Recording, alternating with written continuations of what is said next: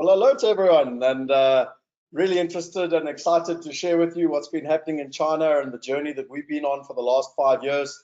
Thank you very much to Lee, who's head of our community, for putting this together. And I'm really excited to have two good friends of mine that over the last 5 years, we've really got to know each other, both through the good times and the bad times. Hank and Ken, it's wonderful to have you online, and thank you so much for joining us today to share with us what's happening in China. Hi, Scott. Hi, everyone on the line. My name is Hank, and my name is Ken. Excellent. No, it's wonderful to have you. And the internet, they've got the great China firewall, so sometimes the internet doesn't work fantastically. So if needs be, we might switch the cameras off.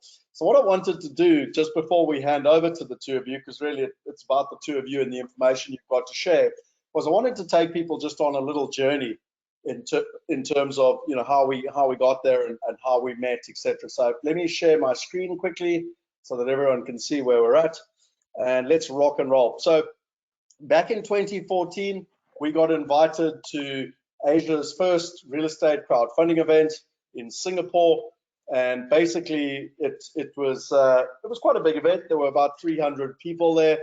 It was run by a company called Opaque. You can actually see on this panel there is Dr. Dolph de Roos, and there is Paul Nero, which is how we met Paul all those years ago. And while we were in Singapore, I met a gentleman by the name of Jim Rogers. Now, my uncle met Jim Rogers back in 1987. He is a billionaire. He was a commodities broker, and at the age of 37, he retired and he rode all over the world. He has the Guinness Book of Record for riding the furthest on a motorbike. And he came down through Africa, and my uncle in 1987 had started the Botswana Stock Exchange. And in his book, he said he wouldn't invest anywhere in Africa, but he would invest in Botswana. And him and my uncle, remained in contact. And so when I came to Singapore, I actually met with him, and this is a picture of me and Jim with each other's books. And he taught me something that was so interesting. He said, Scott, the 19th century was all about rifles and redcoats. It was the British century. It was all about the British Empire. The 20th century was all about bombs and bullets. It was all about America. It was the American century. And the 21st century is all about, and it's all about China. And at the moment, it's about the money, it's about the masks, it's about the growth and everything that's happening.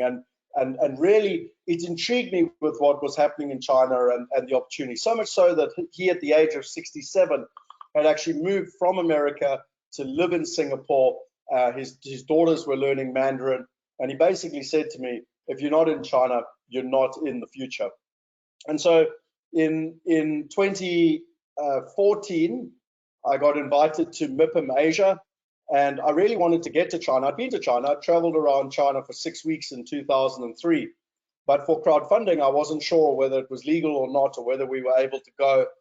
And then we got invited by Ken and his team to the first crowdfunding event, which was actually put on in China. And this was actually me trying to say hello to everyone in Mandarin, which all the foreigners thought was quite a good idea, but all the locals had no idea what I was talking about. So this was the first event. And then in October 2015, Ken actually came out to South Africa, and he met all our wealth partners. We were at Henny's farm here, and he gave a presentation on what was happening in China, what was the opportunity in China, and everyone sat there, and there was plenty of conversations all weekend around the opportunity in China. And from there, we agreed to capitalize and get Wealth Migrate China going. And as I tend to joke with people, there is Hilda and Ken. We took him out to a steak restaurant, and he was pretty impressed by the steaks. And from there, we started doing events. And these were the first events in December 2015 with Ken on stage. They got Paul and myself over to do presentations. This was the China team, back in the early days. Paul presenting. What they did is they used to get high net worths together for dinners and present. This was actually the launch of Wealth Migrate China in April of 2016. You can see Hank actually presenting there and introducing everyone. And then you could see Ken actually doing the presentation all around the new website and everything that had launched, You can see WealthE Migrate China and all the different properties. And for those of you who remember as far back as Medical 5, which I had a bit of a chuckle to this morning when I was putting this together. They actually translated my book and Dolph's book, Real Estate Riches, and all our documentation. So, you know, we completely underestimated how much work would be involved when one went into a new country with a new language, because you had to translate absolutely everything we already had. And then this was the official opening, very traditional, where we actually cut the ribbon in terms of the opening of the office. And we were lucky to be invited into one of the Fintech incubators in Shanghai. And it was really, for me, this is when this journey started. So I know the guys are going to talk about it, but I wanted to show you my real life photos. And this was in 2016. We were at a Starbucks, and you know, Ken basically pulls out his cell phone to pay. And I was so intrigued, I took pictures of it because everything was online. I'd never seen anything like this before. And I couldn't even buy my bottle of Perrier because I only had cash, and they didn't take cash. Everything was online. And then for me, what blew me away was the opportunity. You know, just thousands and thousands of middle class and professional people.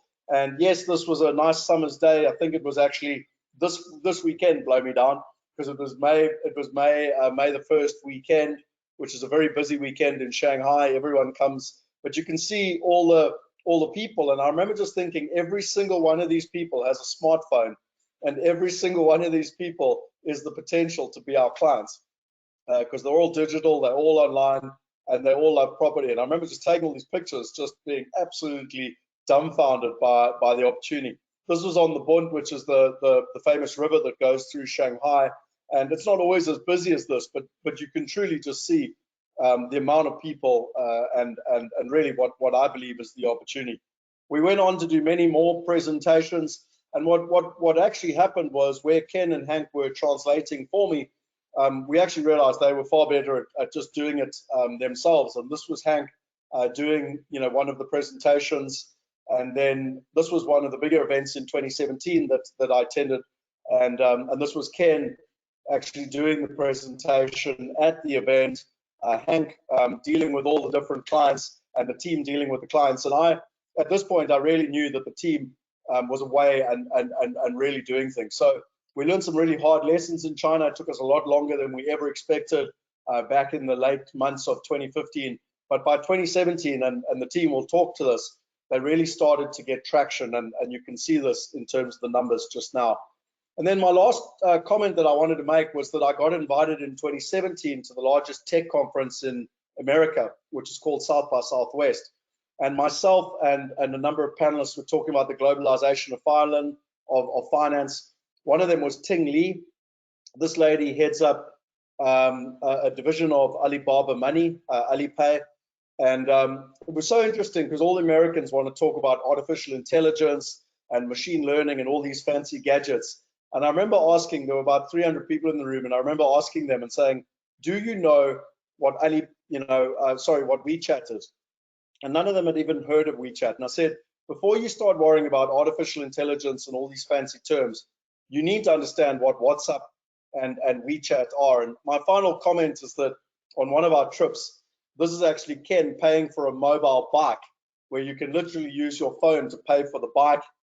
This is Yaku riding one of the bikes that Ken paid for. And I just wanted to say that in terms of the growth that happened within China and setting them up, you know, Ken and Hank and the team deserve a huge amount of credit.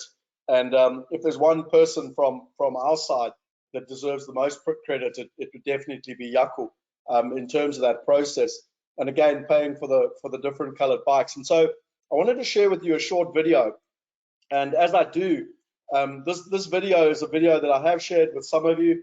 It's called New Money, the greatest wealth creation event. Ironically, Jim Rogers is one of the main speakers in this event. And I just want to share with you this video. It's about 4 minutes long, and it's literally going to explain to you what's happening in China. And then after that, I want to hand over to Hank and Ken.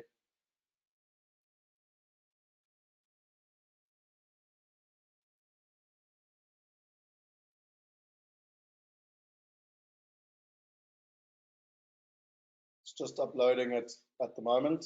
As soon as it's live, I'll press play. Scoot right in.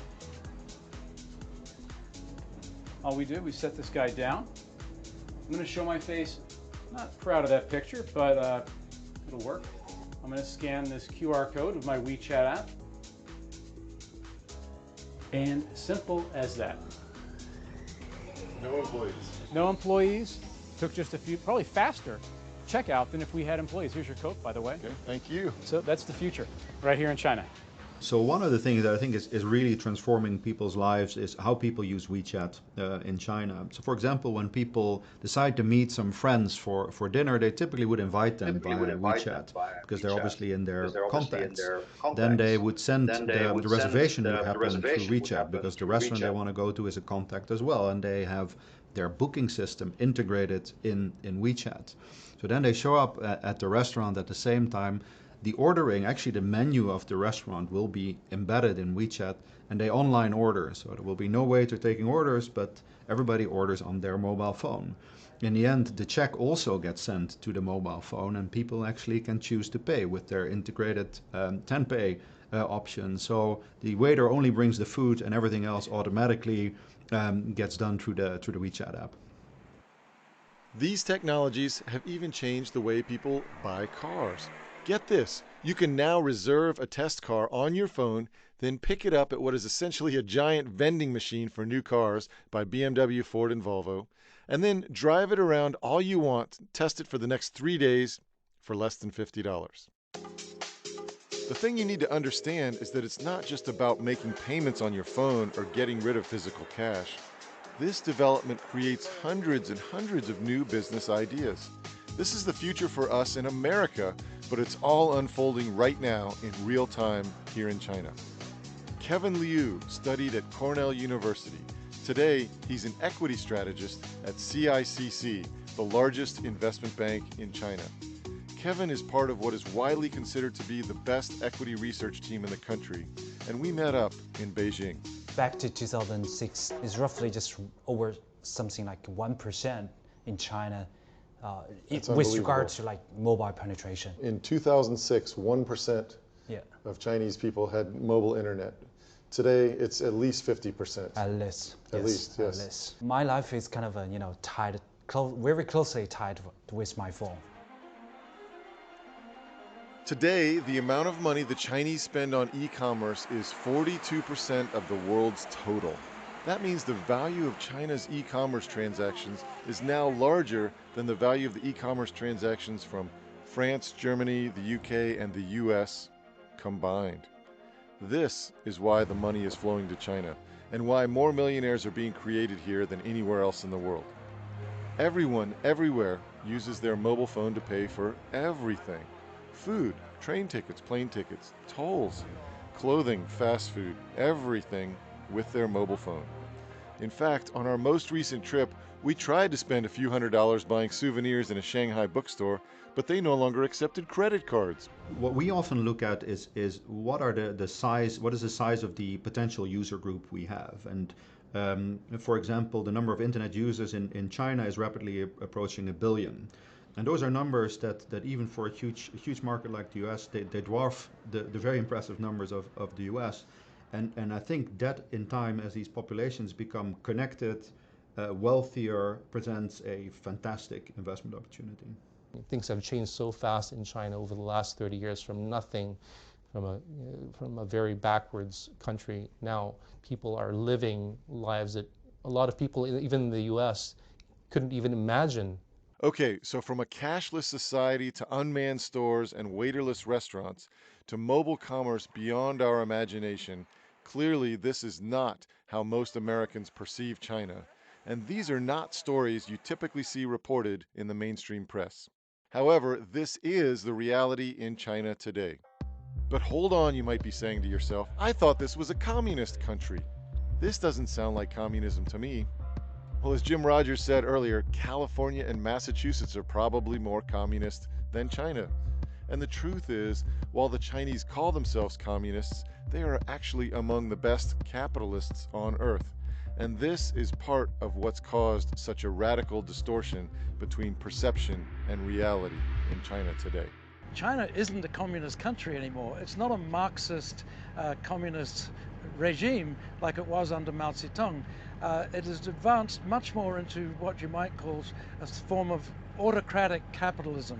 It's still a dictatorship, it's still an autocracy, it's not a true democracy by any means, but think about it, most of the economy is now run by private sector interests, by private companies who are doing their own thing, investing, doing what they want to do. Families can pretty much live where they choose these days. They can get educated the way they want. They can own their own home. They can invest in stock markets, invest in all sorts of products. Still a lot of restrictions, nowhere near as free as it is in the West perhaps, but it's certainly not a communist country in the way that Marxism says that all resources must be owned by the state. That is not the case in China anymore. I mean, this is a country where since 1978, 1980, when Deng Xiaoping started the open door policy, a country where GDP growth has skyrocketed, where life expectancy has skyrocketed, where quality of life skyrocketed. Everything has gone up, up, up. This is an economic miracle.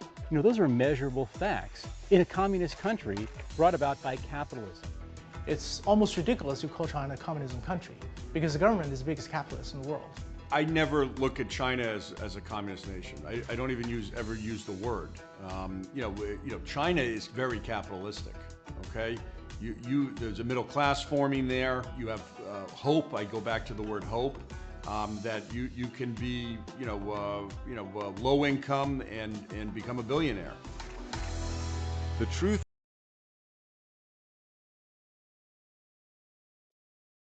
So thank you. I hope you enjoyed that. That is an hour-long video, but I just cut out a little clip. The main person talking there was actually the CEO of Naspers. And hang on, why is it not showing my screen? Just want to make sure I'm showing my screen first. So there we are. Went back to showing my screen. And what's really interesting is that a lot of people, when it comes to trends and cycles, they often see big downturns as massive problems, and yet the complete opposite is Jeff Bezos at Amazon, that saw the rise of the internet and followed that trend, and created a huge amount of wealth for everyone that invested. $10,000 invested in Amazon today is worth $12 million. What's also interesting is that when they had the dot-com crash in 99, 2000, 2001, the share price actually went down from $76 to $6, Amazon. And if you had invested at the time of the dot-com crash, it would be worth $152 million today, which I find fascinating. Another thing I found fascinating was that Amazon during that time pivoted into being a platform business, and it's really important to understand the importance of platform businesses. Another example out of China was Naspers, which is an old South African company that was started in 1915. It's it owns Mnet and many of the different newspapers, but they invested $32 million for 46.5% stake in Tencent. Now, Tencent is the company that actually owns WeChat. So you heard about WeChat, and hopefully the guys will talk about WeChat. And what's really interesting is that their stake today for $32 million is worth $120 billion. They reckon it's the best private equity investment ever. And what's also interesting is that it happened in 2001. It happened right in the middle of the last dot-com boom bust crash. And today, if you invested $10,000 alongside Naspers, it would be worth $59.6 million today. And SoftBank did a very similar thing by investing early $20 million into Alibaba in 2000, that today is worth over $100 billion. And so without further ado, I wanted to introduce you to our team, both Hank and Ken, on the ground in China. They're coming live from Shanghai. They have built a platform in China to help people in China achieve one of their biggest challenges, which is where they want to invest in first world assets and earn a first world income so that they can have wealth preservation, a plan B, peace of mind, their kids can go to university, no different from people in South Africa or any other emerging market. And what they've done using technology is just do it to help people in a safe and simple way. And what gets me truly excited is you've seen the pictures, you've seen the adoption of technology, and you've heard about the billion people as they rise in that middle class where there's just endless and tremendous opportunity. And so, Ken and Hank, sorry for the long introduction, but I wanted to give you a bit of concept and give everyone else a bit of concept that's on this call, how we know each other, what the journey is, and why I'm so excited about China and what is actually happening on the ground. So, Hank, should I hand over the camera to, not camera, the screen to you? Hand it to Ken first, please. Ken first. Yep.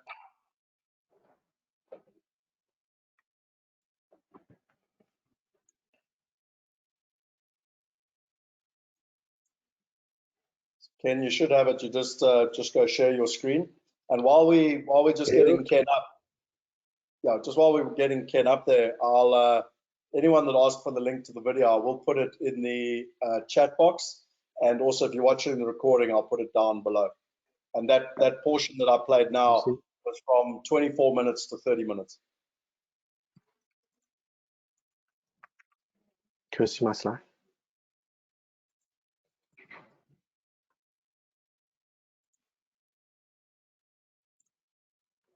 Ken, is it coming up on your side where you just click show my screen? I'm trying. Okay, let me just make sure I've got the right Ken.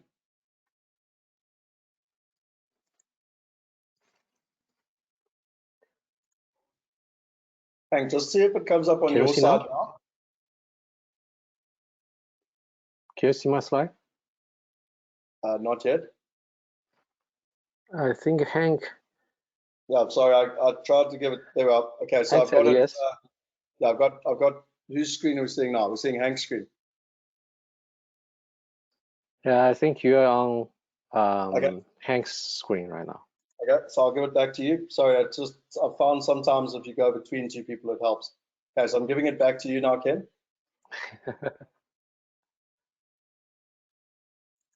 Okay. Can you see my slide? Not yet. There we are. It's coming up. Perfect. Got it. Okay, great. Hello, everyone. Good afternoon. It's 8 p.m. right now in Shanghai, and me and Hank right now in our office, right now. So I can't say good to see you because I'm not actually see everyone here. And also thanks for Scott's introduction for us, and some slides and pictures, photos. We I will say share the same one later. So it was 2 weeks ago. Scott told me that how about let's share about the story, the information from China, because a lot of people not really understand. And also that's part of our lesson I learned during the past 4 years work with the global team. So today, I think it's a good idea to share with everyone about our understanding of business in China, and also because the COVID-19 is quite a huge story right now in global. So let's start from there. And just before I start to share about the COVID-19 story, I think I need to explain a little. Everything I present today is, I'm not working for government. I'm not working for any organization for the government. So every information I provide today on these slides is from the China local media, public information, and also according to our experience, to day-to-day real life on the ground here in Shanghai. So that's public. So let's start. I want to start from this timeline. We separated the whole COVID-19 happened in China, the timeline, into two parts. One is before lockdown, which is before January 20. Actually, it should be before January 23rd. So, according to our memory, my real memory, the first time I heard this virus in Wuhan, it's a city in Hubei province. It was December 20. December 27 or 28 last year. When we done a big event with a local partner called She Power. They are doing ladies community, social community online and offline, and it was a big event in Wuhan back to December 27th, and I was the speaker, be invited to there and talk about some idea about the investment and the lady, some topic like that. So according to the media, all the news says the China CDC officially received COVID-19 report was on the same day, December 27th last year. And the December 23rd, Dr. Li Wenliang, I think, I'm not sure if you guys know this man or not. He sent out a message to on the WeChat group to his friends and family, says, be careful, there was SARS likely virus, and try to remind his friends try to prepare something. So, but unfortunately, a few days later, the government media, official media, says it's rumor. The truth is, January 3rd, China government officially reports COVID-19 to WHO and US government about, say, here is a virus, looks like SARS. We don't know detail about yet. And January 10, Chinese scientists public actually uploaded the gene code on the global platform. Yeah. And until January 18, so it's from January 10 to January 17, it was a silent period for this virus. Hubei province, Hubei government and the Wuhan government says there's no virus there and people do not need to worry about it, and they are tracking it until January 8. There's a very famous doctor called Zhong Nanshan. He visited Wuhan and he says there's a coronavirus in Wuhan, and already I think more than 100 being infected. More than 100 people being infected in Wuhan. And start from that day, the government made decision. So this is a very serious alert from Dr. Zhong Nanshan. The central government made decisions to start to track this virus like 10 years ago when we're doing SARS. So every city, every province, all the governments start to tracking how many people being infected about this virus, start from that day. And Wuhan start today, every day updated the numbers being confirmed they're infected by this virus. And just a few days later, the numbers start from 42 to 400, 10 times. There's a lot of reason behind it. I can explain a little later, but from January 18 to January 23rd, it was just 1 week, and a lot of news came out. We realized there's a lot of more people being infected than we being informed before January 17. And also, in the beginning, it says there's no evidence showing this virus provide a human-to-human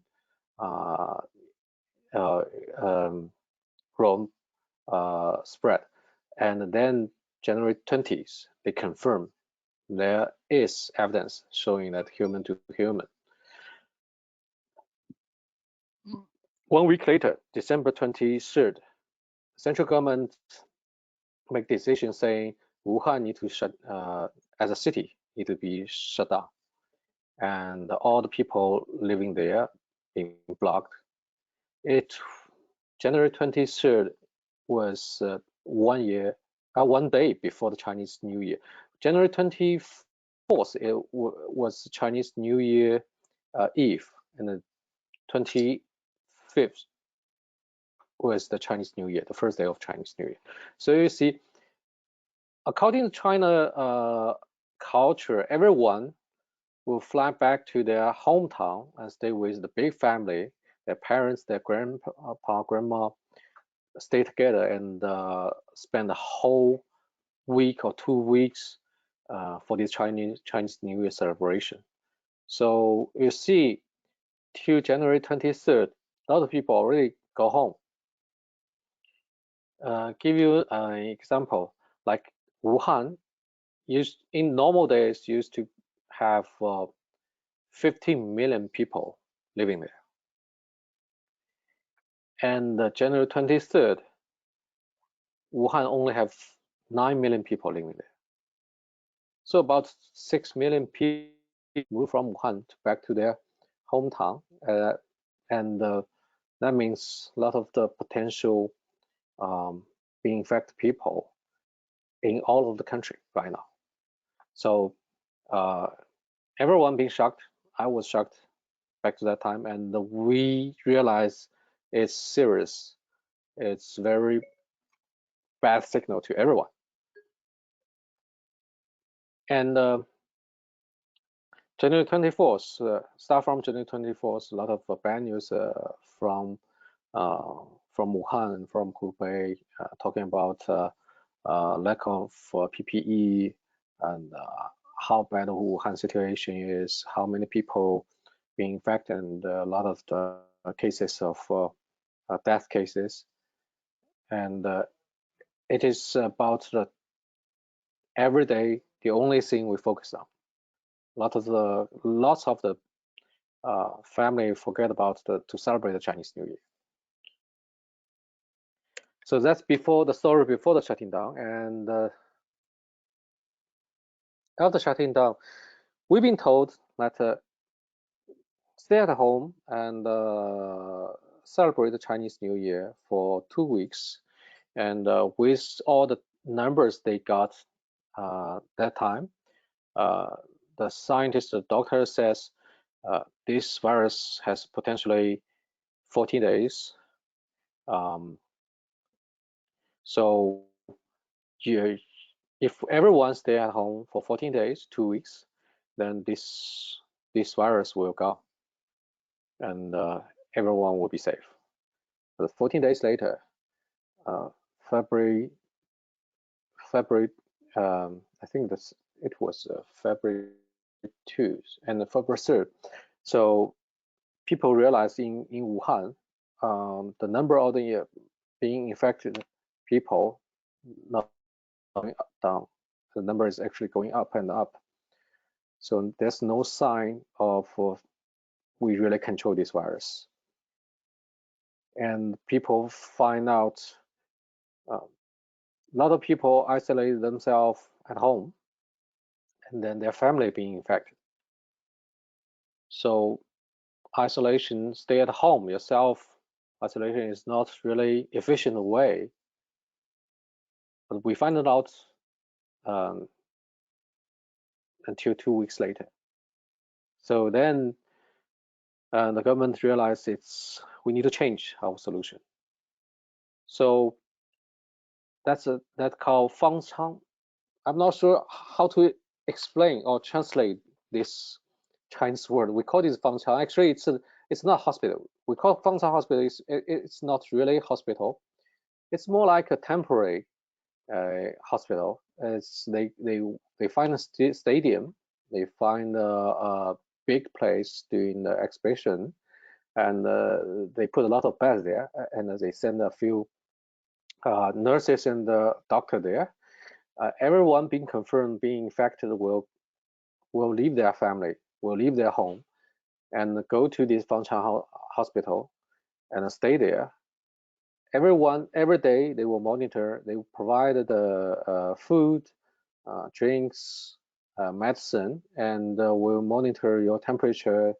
And if they find your cases is being serious, and then they move you to real hospital.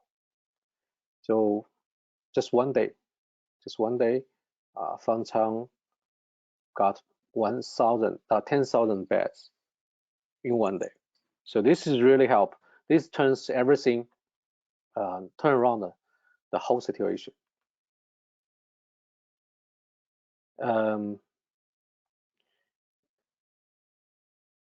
In February 6th, I think I'm not sure if you know that the story about China quickly build a real hospital with about 2,500 beds in Wuhan within a few days. I can show you the video later. Yeah, February 6th, that hospital start to accept the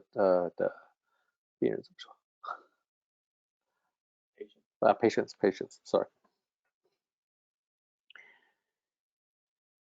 So start from that time, the whole Hubei situation, Wuhan situation is coming turn around, and the numbers slowing down, and the day by day it's going down.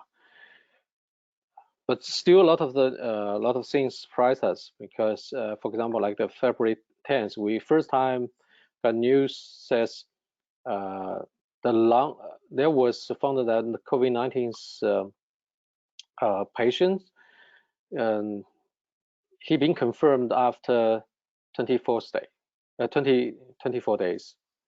And also there's some cases showing that we doing the test for COVID-19, a lot of tests, and some cases showing that until the fifth time, the fifth test, he been confirmed positive.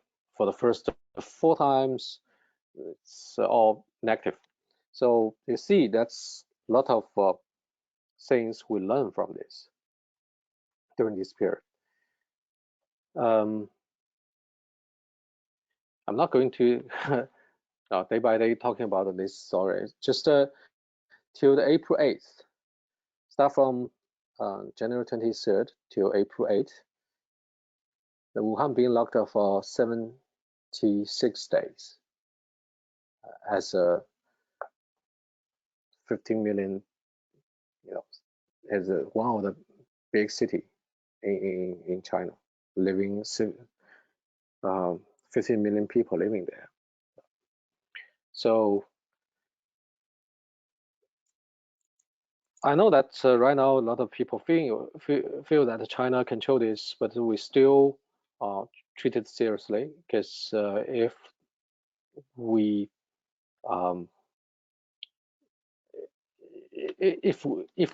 don't learn from it, if we take this, the story happening in Wuhan will come back again in China. So there's a few lessons learned. I'm not sure this will helps you understand it or not, but this is a lesson learned we've been through from in China. In the beginning, we know nothing about this virus. In the beginning, we don't know what we don't know. So in the beginning, we don't know that's a human-to-human transmission. And we don't know the incubation period, how long it will be. Right now, it's on average, actually, we know right now, on average, it's between 7 days to 14 days. So about 2 weeks, you can confirm 90% or 99% confirm that no people being infected, or there's people being infected or not. So that's why, like in China, everyone coming to China, you need to be isolated for 14 days. And also, I think everything right now happened in Italy, in US, in Spain. We all experienced those during the first 2 months. So also, we also learned the test issues. Test issues not just like you want to do tests or not. It's about the criteria to do the test and the capacity to do the test, and also the cost of the test and who can do the test. There's a lot of issues. It's not just the simple like the government make decisions. So everyone need to do the test. It's not as simple as that. It's quite complicated things. So China spent about 3 weeks to solve all the test issue. And right now, for example, like in Shanghai, every day they can do 100,000 test cases. And also, just to let you know, Wuhan, how to solve the Wuhan during the worst time.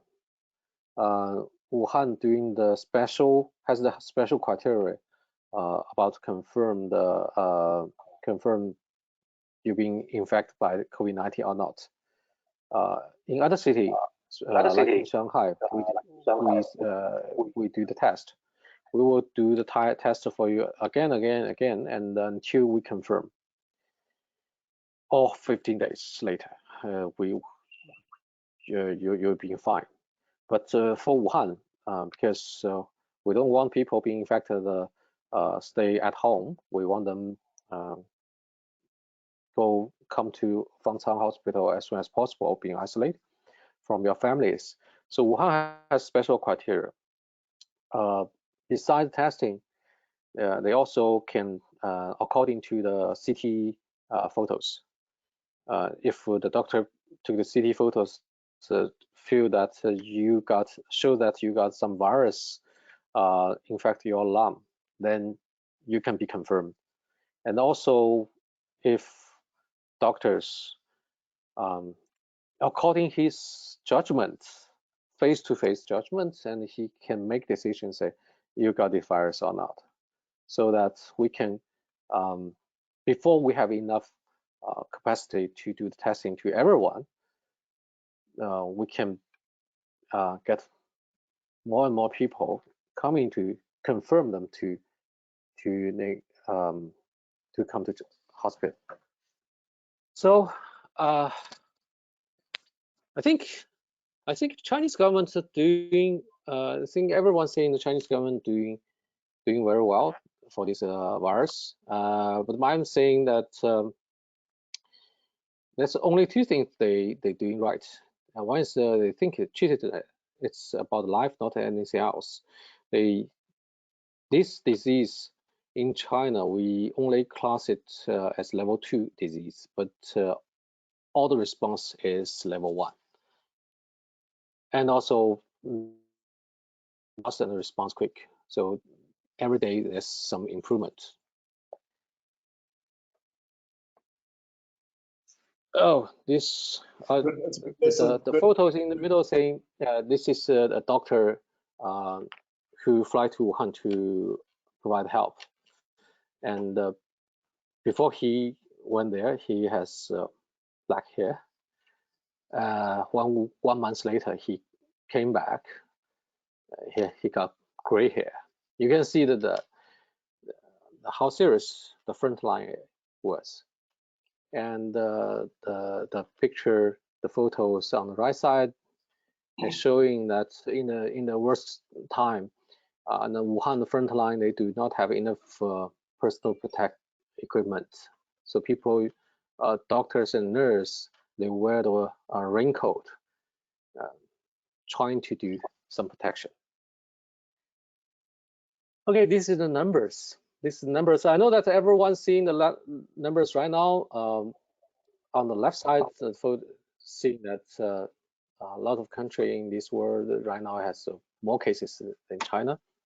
But actually, for us, 2 months ago, we're seeing the charts on the right side.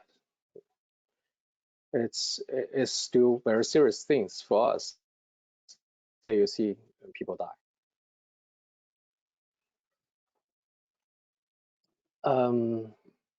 I think because we don't have a lot of time, so I probably will skip these slides. Yeah, fortunately, we have a strong manufacturing capacity here, so a lot of we have very good technology and deliver how to say this, deliver strong deliver strong logistic capability here. So a lot of people provide their help during this, and I think more than 30,000 doctors and nurses fly to Wuhan to provide help. So you see right now, this is our real life in Shanghai and also other cities in China. We take subway and public transportation to work, to office every day, but always with a face mask. And workers, guards, security guards, they all wear the face masks. If you go to shopping mall, you can go to shopping mall. A lot of people still go to shopping mall and have dinner together, but you need to have a face mask. Otherwise, you're not allowed to step into the building.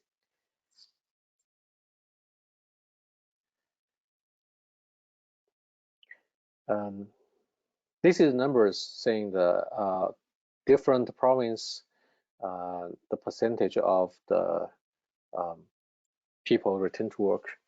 You can see that most of the province right now is back to normal. Shanghai is 100% back to normal. Do we read that right to left, Ken?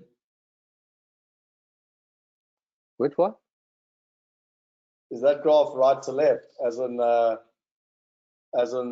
which week is the one we're looking at? That one there, yeah, that one. People return to work. Yeah. So where's the current data? Oh, right, left. Okay. So I think this is it's a different province. On the Hubei province is the right side. You see the 85%. That's the Hubei province, and you can see Shanghai here. Shanghai is in the middle.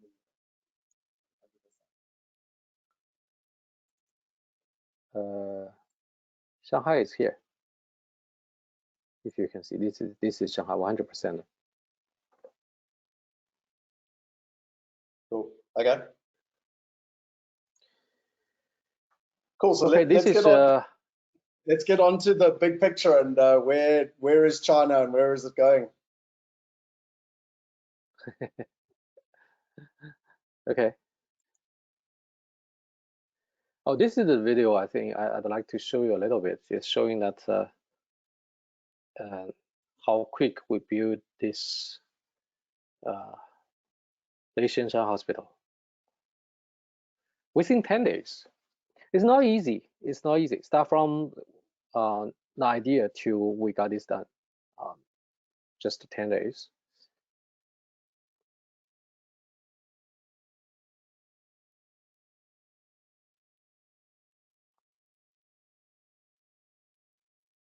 Can you hear it? Can you hear it? That's working.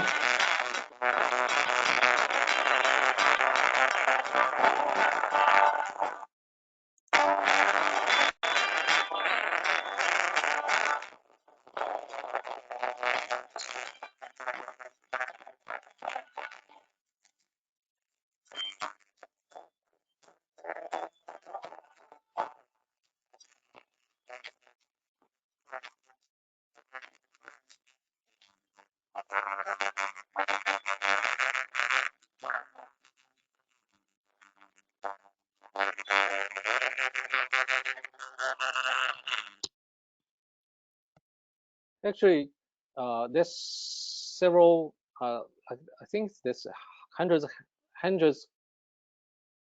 on the monitoring this construction process, and they provided the real-time broadcast online of this construction.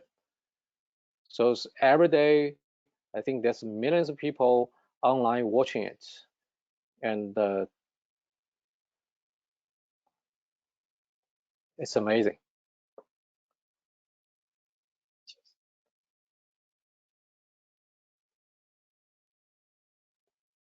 Amazing, yeah.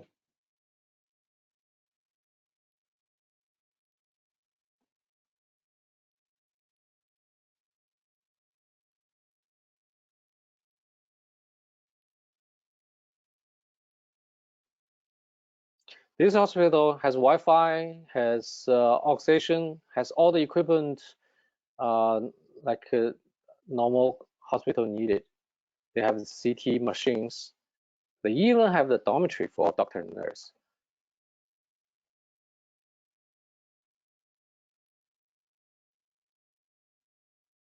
Amazing, yeah.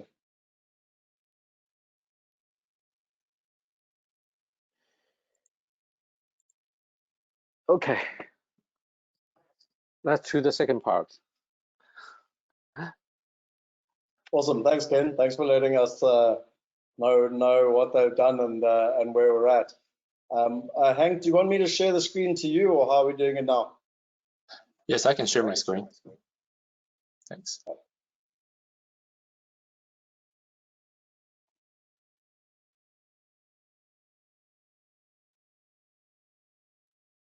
So what Hank's about to share is, blew me away the first time I really understood this about 5 years ago, and yeah, it's just incredible what is happening in China and the opportunity that it represents. Hi, Scott. Let me know if you see my screen. Yeah, got it. Yeah. All right. Thanks, guys. I'm just going to cover. You need to put it in. Yeah, there you got it. Okay, cool. All right, sounds good. Yeah, so I just want to just give you a quick overview about the market growth here in China over the last, really 30, 40 years, and then the transformation that it did. And just a little bit about myself, my background. I was born in Taiwan, and I moved to the States when I was 12. So I grew up in the US, and I was educated there, and I worked there for a while before I moved to China for work in 2010. So during that period, I only heard about the things about China, but it's really, you got to be here to really feel and immerse in these cultural and these diversification, dialogue, the food, and etc. So this is what happened, and then just this picture kind of gave you guys an overview of thousands of years of histories with China. And just quickly, a brief history of ancient China. And really, when it started, I think on the record, there's about really nearly 5,000 years of the history in China. It started out 2700 BC, and then just give you a couple key dates. The art of war happened over 2,500 years ago. And then the terracotta warriors about that time too. And then it got preserved until now. And then it went through different dynasties. Even the Confucius was about close to 3,000 years ago. So that was a demonstrated like a long and very dynamic history and culture of China. And this is what really the people, the education that's built on top. And then fast track to the modern China. And then this happened really within the last, I'm going to say last century. It started out in 1912. That's the Republic of China became. And then after World War II, there was a civil war. And then the people of Republic of China took over. And then it happened till right now. So, but then one key date, key year, it was in 1979. And then that's when the economic reform and development began. And then that's what China was open to the globe. But the thing is, no one really has heard about China yet. And the person that really orchestrated the transformation was Deng Xiaoping. And he visited a fish town in Shenzhen and believed that's the opening to the world. And then that's when and where it got started. So over the next couple of decades, things are started happening. I think what really put China on the map was the Olympic event in 2008 in Beijing. And then that just really fast-tracked the development. With the expo happening in Shanghai in 2010, that's when I first got here. And then when I saw the amazing architecture that really blew me away with the amount of people and how I really witnessed the construction of Shanghai. So this is just a quick overview of what happened in China. And then this area was about 15 minutes drive from our office. And you can see that nothing really happened before 1979. And then like last year, you can see 2019. This is what happened right now. But it really started just about 10 years ago. The 3 tallest buildings that you see on the right, and then that really didn't happen in like about 2008 when the construction started. And the tallest one was about what, 5-6 years ago, something like that. Yeah. So it would just kind of demonstrated how fast the transformation is. And then that goes to say with the capital as well. I think you can see from this chart, the capital flowing abroad. It's really have that line of exponential growth, especially over the last, I'm gonna say 5-6 years. And you can see that. I remember when China took over Canada as one of the largest investor of real estate in the U.S. And then that really happened just about 3-4 years ago. So you can kind of demonstrate how the Chinese are very keen to just kind of take the money and invest abroad. And then when I was students in the US, back then, there weren't that many students from China. There were only like 2 types of students. One, either they are really, really smart on scholarships, or 2, they are really, really wealthy, and then they're able to go to the US to study. So there's these 2 types of students that are in the US about in 2000. And now you see, I think a lot of universities in abroad attracting Chinese students are one of their main income streams. And you can see that every year the student study abroad is growing. And also in 2014, it was the first time that China has become the net capital export. So that just kind of demonstrated how that insane growth over the last 4 or 5 years. And then I think that's why Scott and the team kind of saw that opportunity back then.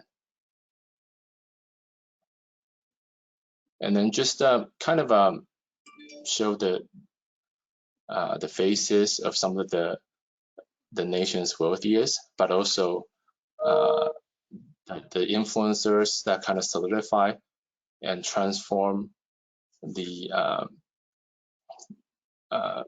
daily lives here in China. So obviously on the left, Jack Ma, founder of Alibaba, he really opened up that e-commerce business and then make everybody to sell their products easy, to facilitate the selling of their products on the platform, whether it's domestic or global. And the middle one, Mr. Ma, also Ma Huateng, he's the a second wealthiest person here in China, the founder of Tencent Holdings.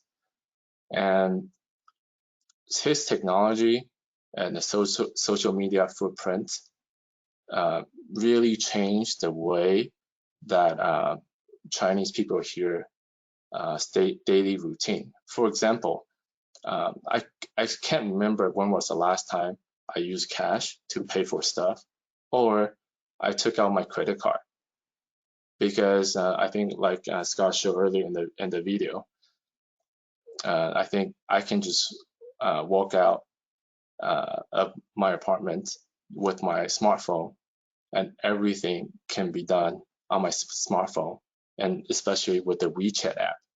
I remember when I look at the usage on my iPhone, I think 50% of my usage is on WeChat, and that's like a super app that kind of takes care of everything. Connect with your friends, pay for things, play games, etc.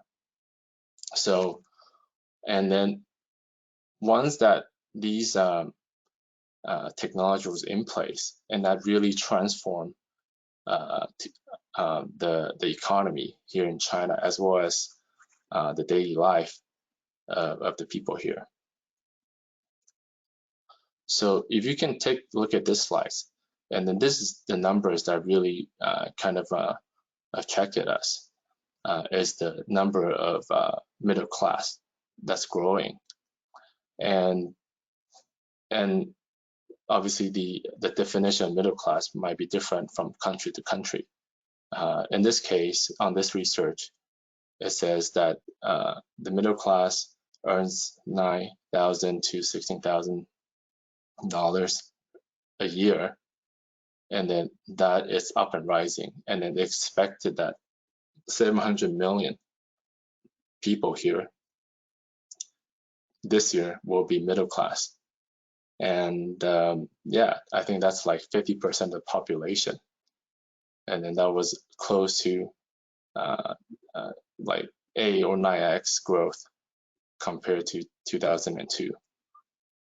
And then I'm going to say that growth really happening in the last decade, as the technology adoptions and people have access to the global markets, etc.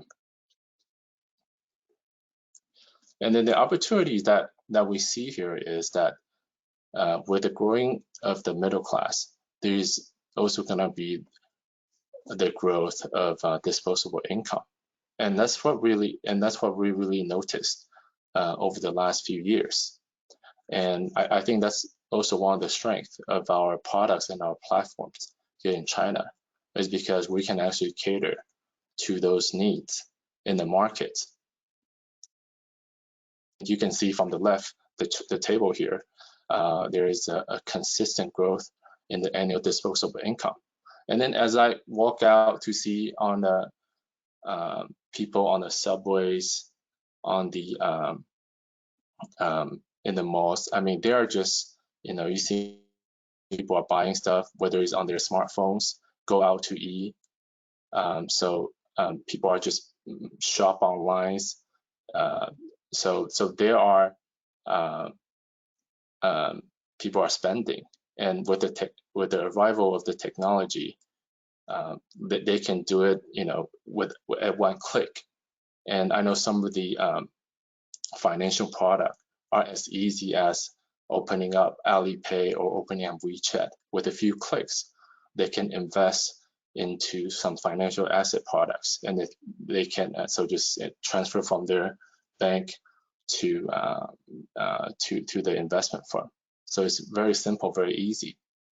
And then on the right, and then that's what really kind of very intrigued to us, is that there, I think there is still a growing demand, and then there's still a growing needs of people that still, compared to other countries, they haven't had the access to some solid financial assets. So we see that gap is a very big potential for us here in China. All right, just to kind of wrap up here, and I think to kind of attribute to that growth, I think what really changed are the, like I said, the technology, the government's drive into pushing those technology and the adoption of it. So you see some of these very ambitious projects that shows, and that's what really drive the growth of China. And I think on the left here, you see, there's a China's spacecraft, and it's the first ever that's landed on the far side of the moon. And then on the right, and that's what really amazing is there's some construction hardware that can just build like a high rise, like 4.5 meters within 5 hours. So like the tallest building of Shanghai was finished in like 4 or 5 years. And also not showing in this slide is the high-speed rail. I think from Beijing to Shanghai, it's about 3,000 kilometers. And then it was done in about like 4 years. Just to give a comparison, in Taiwan, the high-speed rail, 300 kilometers, it took 10 years. So that's just I was amazed that the progress was just day and night here. And then you really have to be here to kind of feel the energy and the people here. All right. And then some of the technology innovation is really leapfrogged in other countries. I mean, one of the reasons is because it has a market. It has the skill to really leverage the technology. For example, I think the bike sharing, that can just rent bike, rent umbrella, or even the phone chargers for like 1 RMB for an hour or something like that. And then you can just go to you can self-help a 24 hours, 7 days a week unmanned self-service stores. Or what's not showing here is a delivery service. Anything that you want, you can just, with a click, a few buttons, they can deliver to you right at your door. And then that's just the combination of the market, the technology, and the workforce. And that's what really make it happen here in China.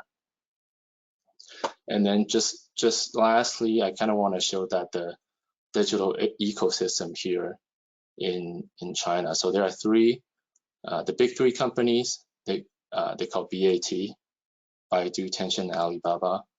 Each company focuses on different segment of technology: the search engine, the social media gaming, as well as the shopping e-commerce. And then over the last decade, they really solidify the ecosystem here within China and kind of facilitate how each person's daily life and routine, the way we do things here, whether it's from work, your interactions with your friends, eat, play games, and that's what really, and even investments as well. So they really simplify a lot of things, and then that's why there's a lot of opportunities, and a lot of the people here are already used to this technology. And then what's happened that's make it easier, and you know, I think they'll adopt to it. Yeah, I mean, Hank, as I said, there's a billion people. There's a billion people that are already on their mobile phones already. You know? For sure. I think the daily active users, WeChat, I think it's I'm gonna say close to 1 billion, like 900 million. 600 million. 600, yeah, some number like that. That's 600 million. Yeah, that's close to 50% of the people here. 600 million on one single app. So this is a video that shows the GDP, but I don't know, Scott, we'll have time for this. Maybe we'll save it for later. How long It's about 2 minutes, but but I think let's go for it, and then we'll pivot into you know, the whole online investment space, which is where the world is going. You know. So do you want me to kind of just transition to Ken to cover the last part? No, I think no, let's play it. Let's play this. I think it's okay. Yeah, so this demonstrates the evolution of the China's country GDP based on PBT.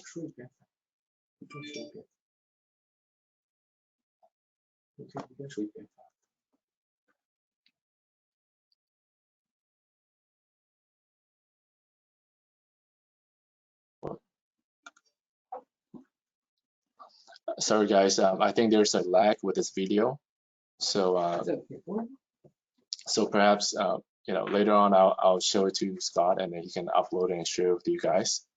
Okay, cool. Just do me a favor. Can you just drag the video along to the end and just show us where we stand? Yes, yeah, I'll do that. So this is this year, but I think given the COVID-19, I think there is some, you know, I think things might change a little bit, but I think we are now, I think things are back to normal here in China. We see people going out, spending, eating, shopping, right? So I think perhaps we'll catch up. All right, thanks, Scott. I'll wrap up here and I'll pass to Ken, and then Awesome. He'll take us to the last bit of the presentation. I mean, the takeaway from what you were saying, Hank, and thank you very much for it, is that, you know, the last 30 or 40 years has been a massive rise in middle class people, and it's only going to increase. They're all using digital, mobile technology. Everything, you know, is accessible through that, and they've all got the same needs that most middle class people have, which is that they want to invest in quality financial products, and traditionally there actually haven't been a huge amount of them. If you look at those stats, you know, where they're only at 10% in comparison with other countries at 40 or 50%. And that's where the opportunity lay, not just being in helping them invest in financial products in China, but also internationally, because they've always had a real need or want to invest in first world markets. Right. Thank you, Scott.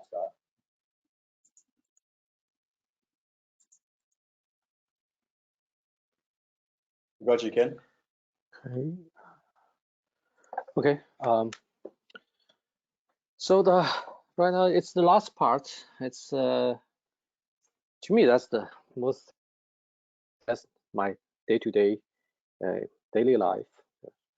I'm working on this business already for 5 years nearly. So here's the photos. One was the left side one was took in 2015 October when I was there joining the WealthE movement. It's good memory. I see a lot of people here. Also, that a lot of photos Scott showed you before about the presentation I did, the conversation between us.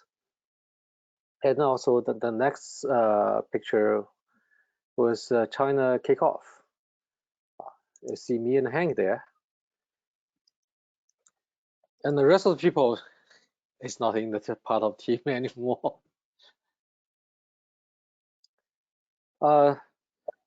We used to have a team, I think about 12 people together in the beginning.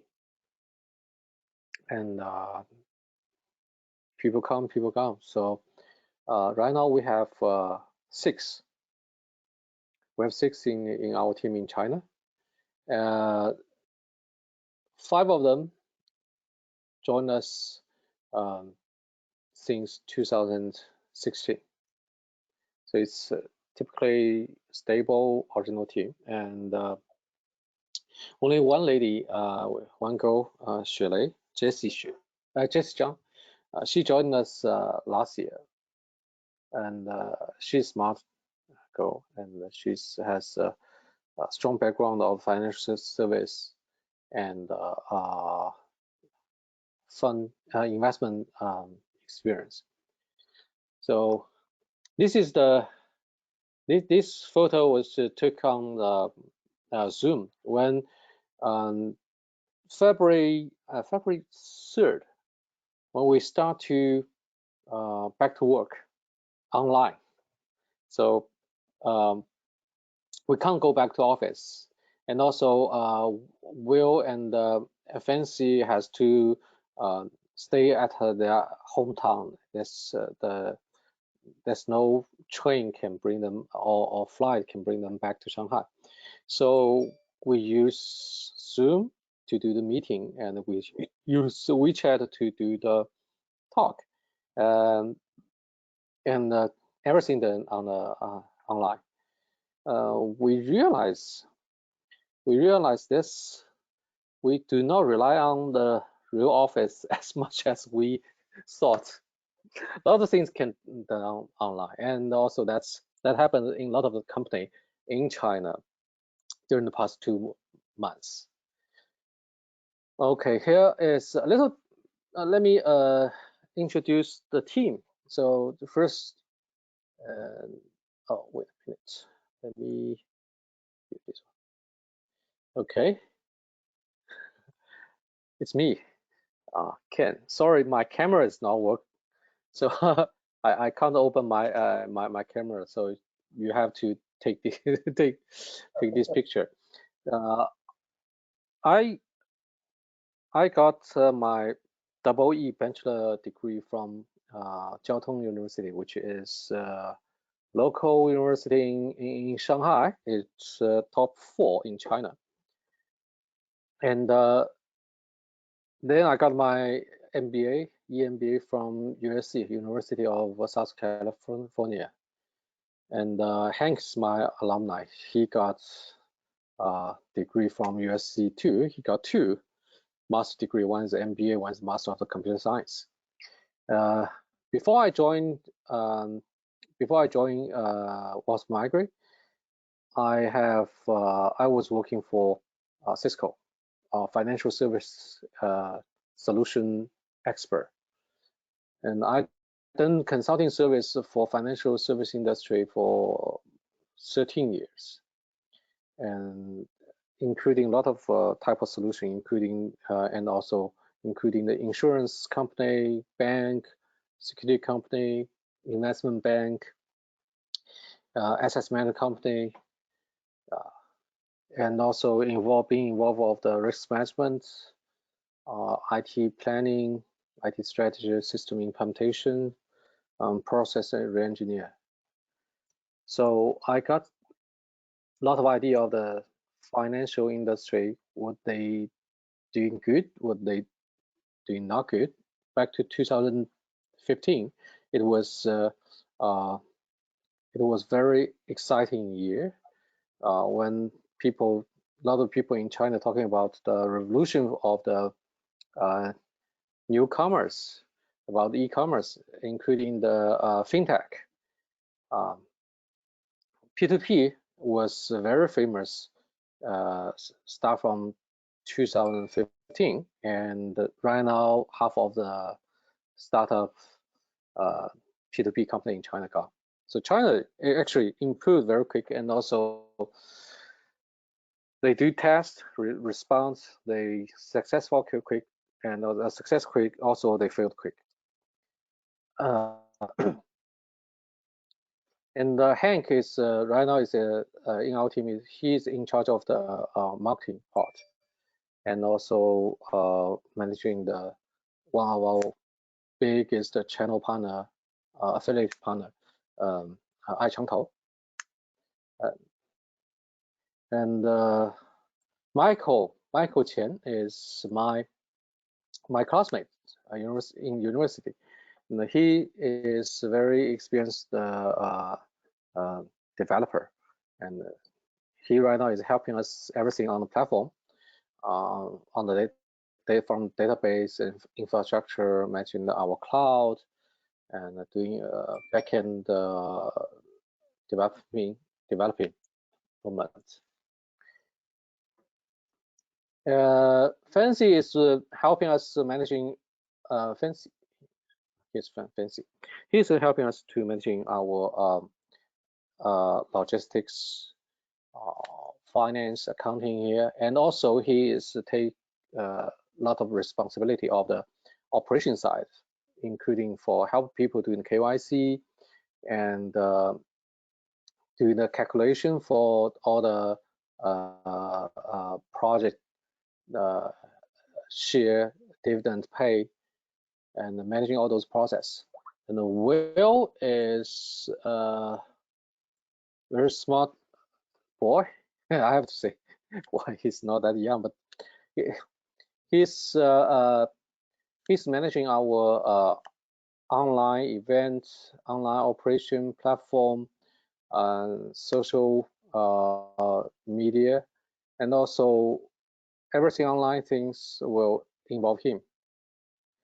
He helps a lot, including the new platform online doing the testing, and also every week, every Wednesday night, we're doing the online sharing.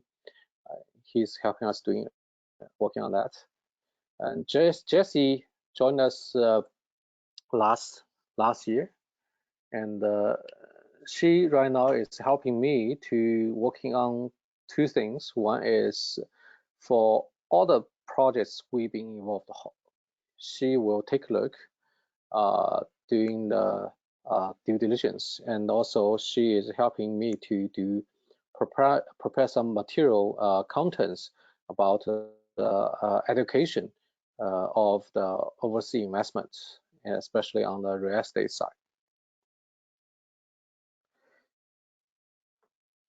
So here is our numbers performing.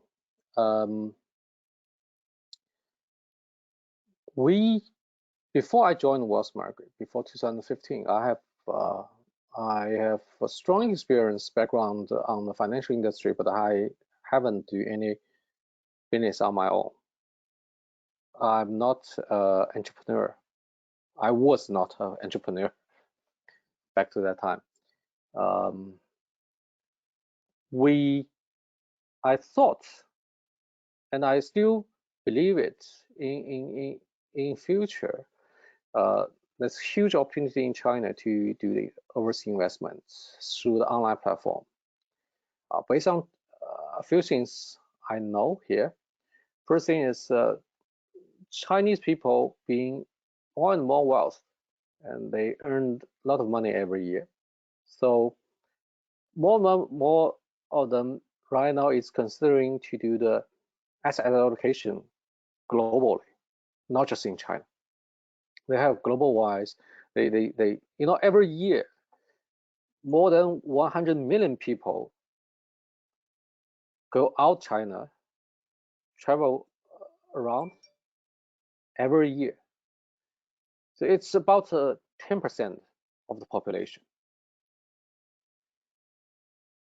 So when they have this global side, when they have enough money, they will do the global investments. Second, Chinese people is accepting new idea very quick. and they used to do everything online right now. So if you show them a property on the ground in US and say you need to fly here and take a look and the face-to-face talk and doing everything, every process on the ground, you will lose like 99% of opportunity to sell it. But if you do it online, the potential customer sizes could be like millions or tens of millions. That's the group you are facing. So I'm thinking, I believe there's huge opportunity for us to help Chinese people doing the global investments, make it easier. And also, at the end of the day, I think everything, especially for the real estate investments, this business will be digitalized. So at the end of the day, data is everything. It will empower you, empower everyone, our investor, our partners, the property players, the lawyers, the tax, the auditor. Everyone in this game will be benefited by the digitalized trends. So that's why I joined the real estate. I think real estate business right now today is far from there. So there's huge opportunity for us. But unfortunately, there's everything starts from lesson. We made a lot of mistake in the first year, in 2016. You're seeing our expense in 2016. The expense is 2 times of last year, and we made no sales. But you see in 2017, 2018, and 2019, about equally. I think 2018 and 19, the cost of the expense is quite stable. But that's the difference is you see in 2019, affiliates commission is higher. We pay more commission means we have more business. So that's why you see we raise equity for our projects in 2019 is about 5 times, 5 times of 2018. That's 5 times growth. And I'm thinking this year we can make it at least double. We're confident about it, double or triple that number. Why?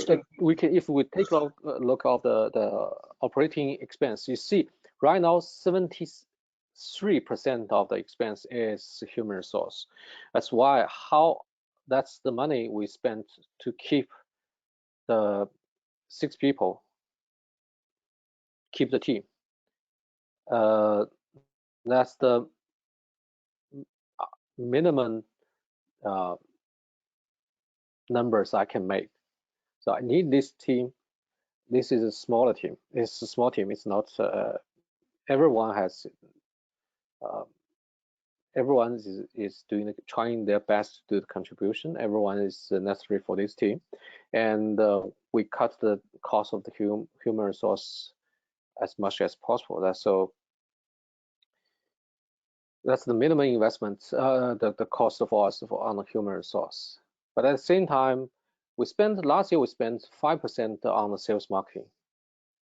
We spent 5% on sales marketing. We got 5 times the growth. Our platform is not as good as I expected. We spent only 12% of the expense on IT.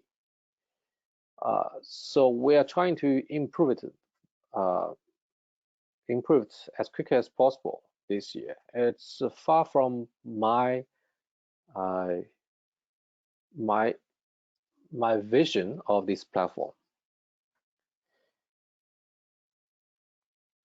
And 10% of rental admin, I think that part won't increase a lot. So this year, if we spend more time more resource, more money on the sales, marketing, and platform, we will have a better result than last year, much better result than last year.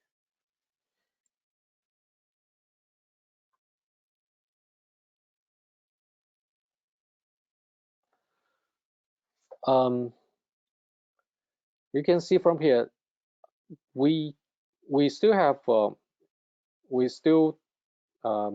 technically we're not profitable. We not make break even last year.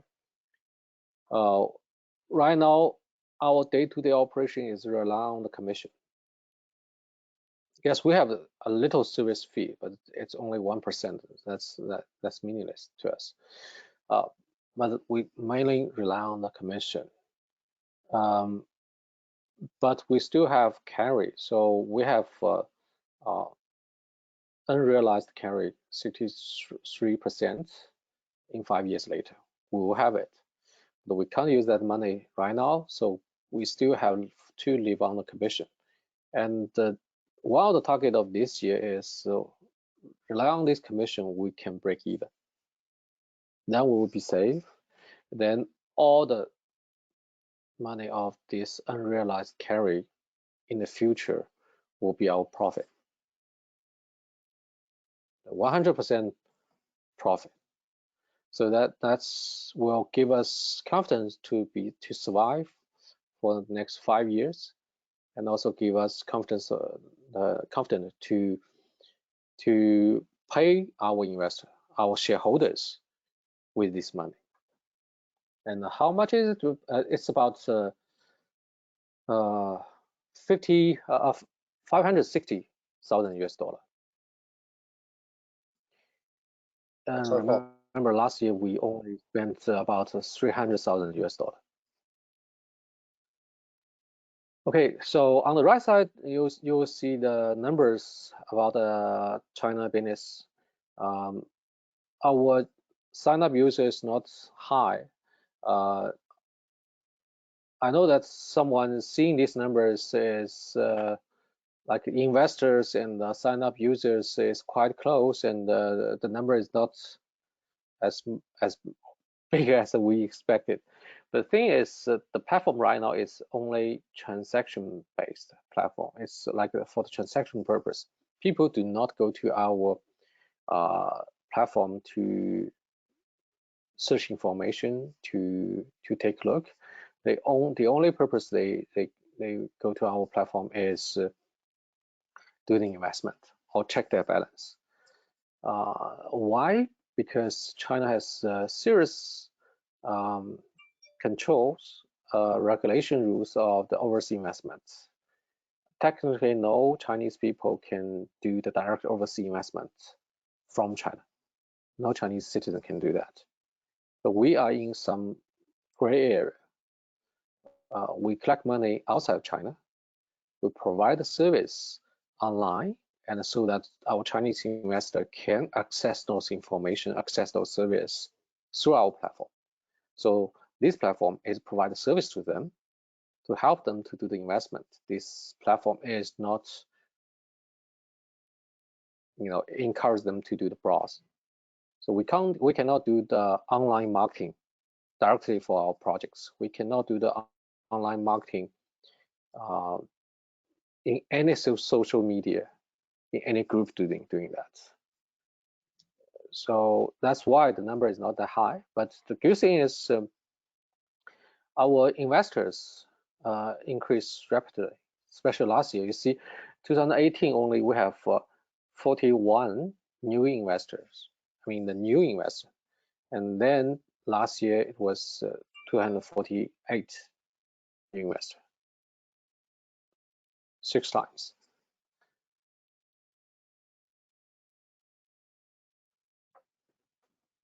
That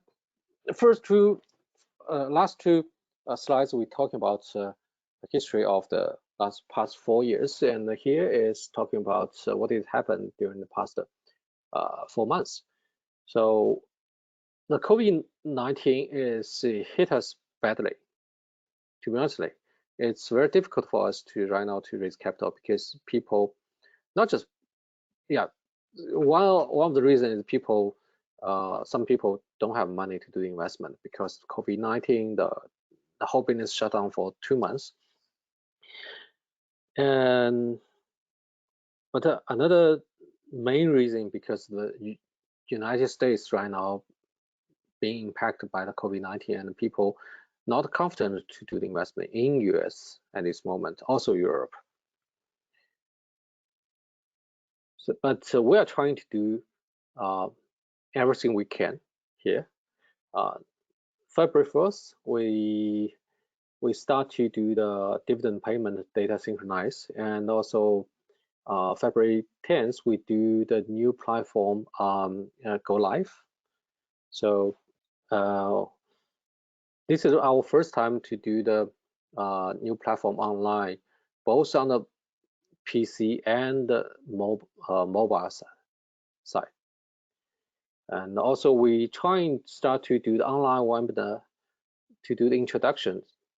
We cannot directly marketing Medical 26, our project, but we can online doing the sharing about our knowledge, our experience of all those overseas investments about the property outside China, property market. And also we're trying to improve our process. We're trying to set up the new investment structure in Cayman. This is nearly done.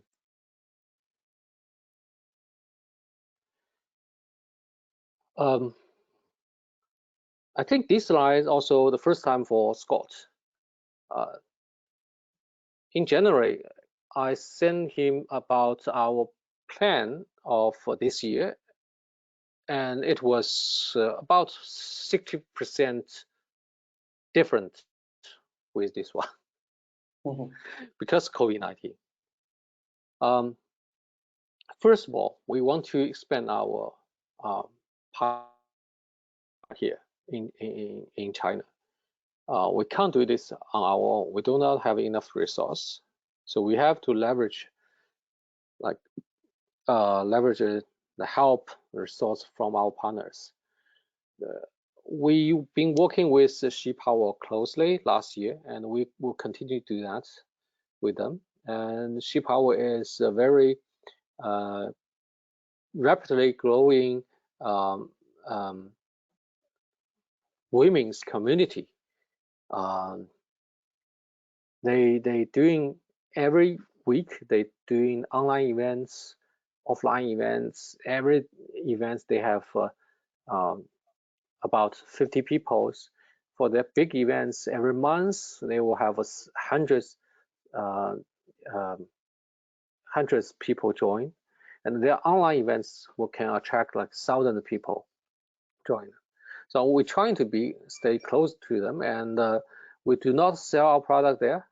We only let them know us. Yeah, and also we doing very good last year with affiliates. So we're trying to continue to do that. Our online partners, WealthE is working closely with us. We're trying to provide more service, more help to them, so that the process will be more smooth. And also we have we contract some agents, offline agents. They're trying to bring us more and more wealthy clients and high-end clients, which can do 100,000 investments one time. And also at the same time, we are trying to start to do our offline events and online events too. And we will start our reference plan program here with our original existing investors. We moved to a new office which has a better place for us to do those offline events. It's a fantastic place.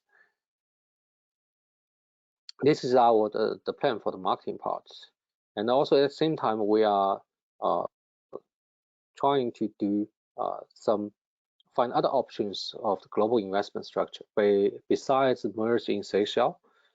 I know that the global team right now has other solution too, and that's one of our option also. And right now we are looking for trying to do the ELP to raise capital in Cayman as a fund. So that part right now is nearly done. All the documents from lawyer is 99% is complete. Only a few things need to be updated. And also our platform right now is next version will be within 2 weeks, and all the function will be there, and we can support multiple investment structure on our platform right now. And in the future, then I think next version will help us to can sell original projects at the same time, also sell the funds on the Cayman. So we also take a look at the overseas investment structure in Singapore. If it works, it will help us because Singapore has much better credit for Chinese people here. Also, it can address to the whole Asia, Southeast Asia place. And this is our idea for the our platform. We're trying to do as much as possible for our platform. To be honest, right now on this picture, only I think less than 20% of the functions on these pictures is on our platform right now, and we're trying to make it possible. So there's two parts in this picture right now. Is very important. One is this. This is customer facing side. We have a website. We have many apps. We don't have app right now, which this one we don't have yet, and we have solution for the social media. Not as good as we expected, but we're still working on it. And we don't have the interface to other platform yet, but we're trying to do that. That will help us a lot on our relationship with our partners. For the backend part, right now we're trying to build our platform backend as a transaction engine.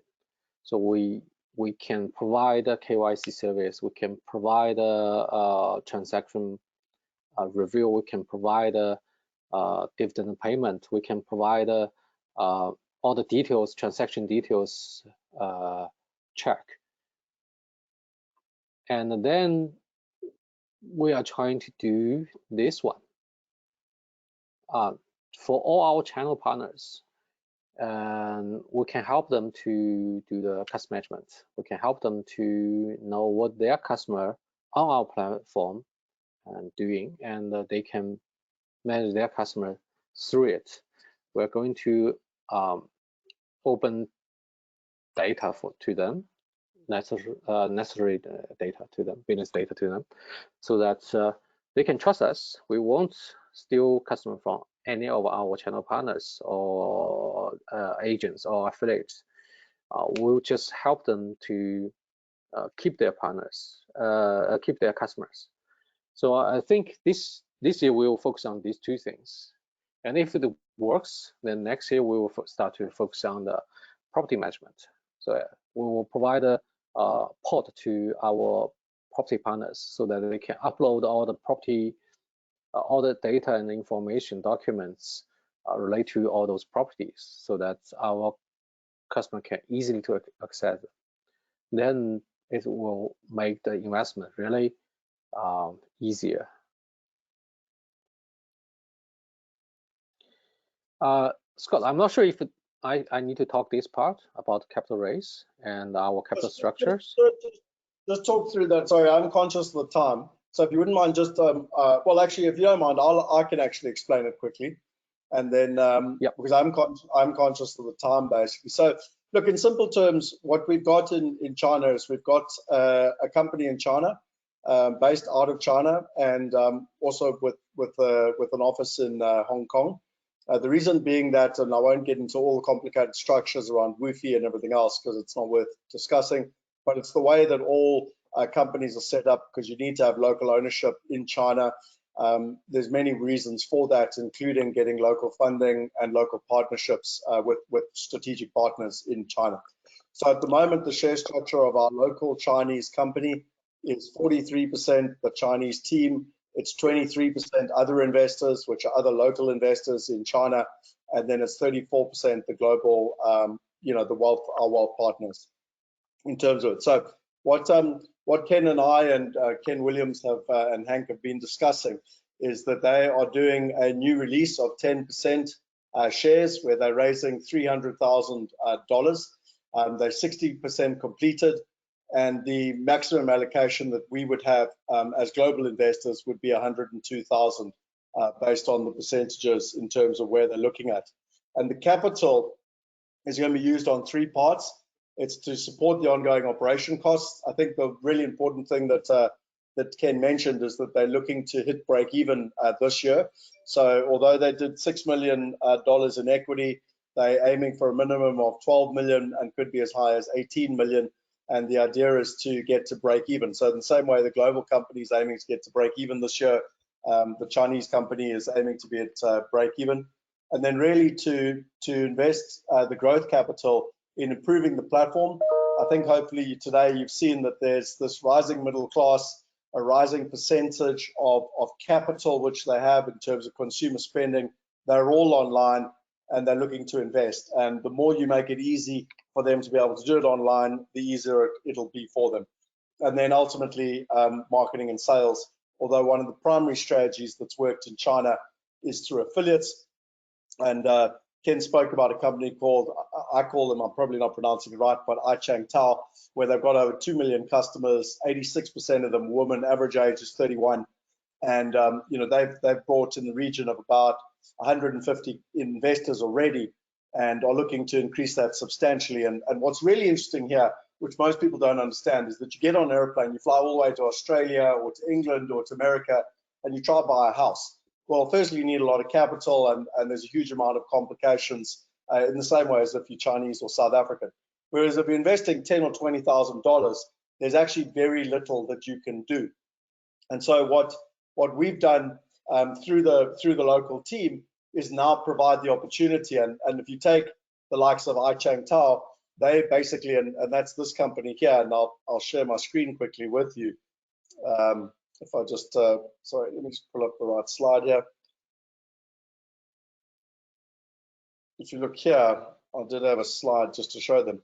But this company here, and the majority of the investors are actually coming in with an investment of $10,000 to $20,000. So this is the future. I mean, this is truly exciting because there are hundreds of millions of people that can invest $10,000 to $50,000, where previously there was no opportunity, for them to participate. And so, in summation of what Ken and Hank have been sharing, is that they're doing a total raise of $300,000. That's the total amount. They don't have large overheads in China. They're growing the team or the company organically there.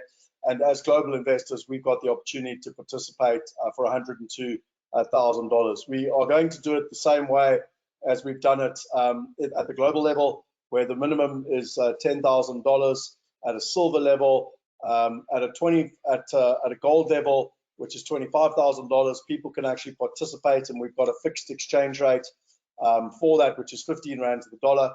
I know it's below what the current Rand to dollar is, but we've already got agreements in place in terms of where we're at. And although the platinum investor is generally 250 plus, we can't do that at the moment because there isn't even 250 to have in this allocation. But if someone was interested, they could talk to us because there's a way of looking at it with a blended product across global and local, basically. In terms of the next steps, if you are interested, chat to one of the local team members. what we will do is we'll have a subscription agreement, and we'll actually send that through to you, and the bank details will be our DBS bank account, which is in Hong Kong. So it's the Hong Kong bank account, and really you can see all the different team members' details here on the screen. I'm just going to launch a poll. I am interested in whether people are interested and what they found today. I tend to say to people, are you interested in investing in the Alibaba of real estate? You'll notice I always talk about the Amazon of real estate. And obviously in China, it's the equivalent is Alibaba. There's plenty of companies out there, including LinkedIn and many other very successful companies that have sister companies in China that sometimes even operate under different brands, but use the same know-how, technology, etc. And in many instances, actually, like you've got the equivalent of Uber in China as well, Dirong. No, is it Dirong? Sorry, I've just forgotten the name right now. Didi. Yeah, it's Dirong.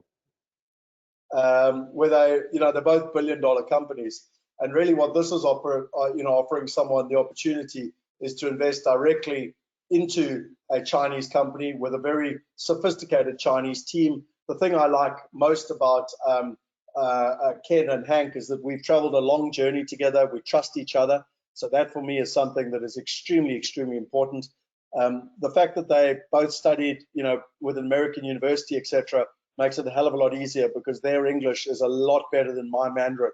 And so, if you're going to take advantage, like Jim Rogers said, of the 21st century and where China's going, really it presents quite a significant opportunity.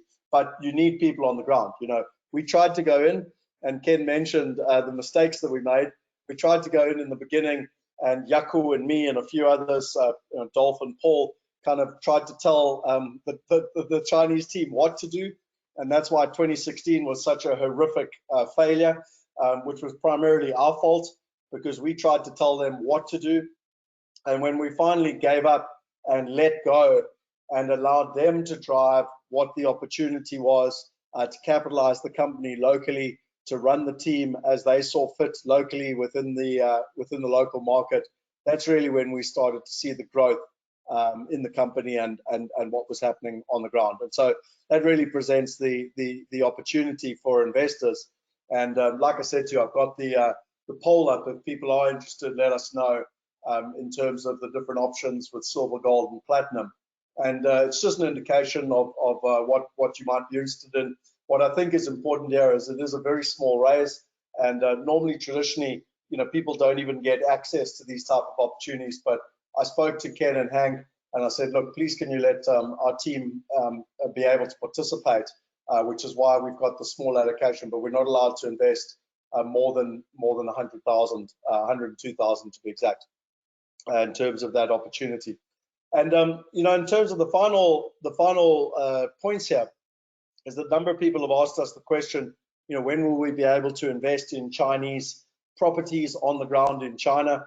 That will come with time, but primarily the primary focus that we've really focused on at the moment has been ultimately allowing people in China with the ability to invest overseas, because there's been such a large demand for that. And traditionally, the only way to do it was if you had a friend, a brother, an uncle, or a cousin living in Australia, England, or America, and or you flew over there, and or you had a hell of a lot of money.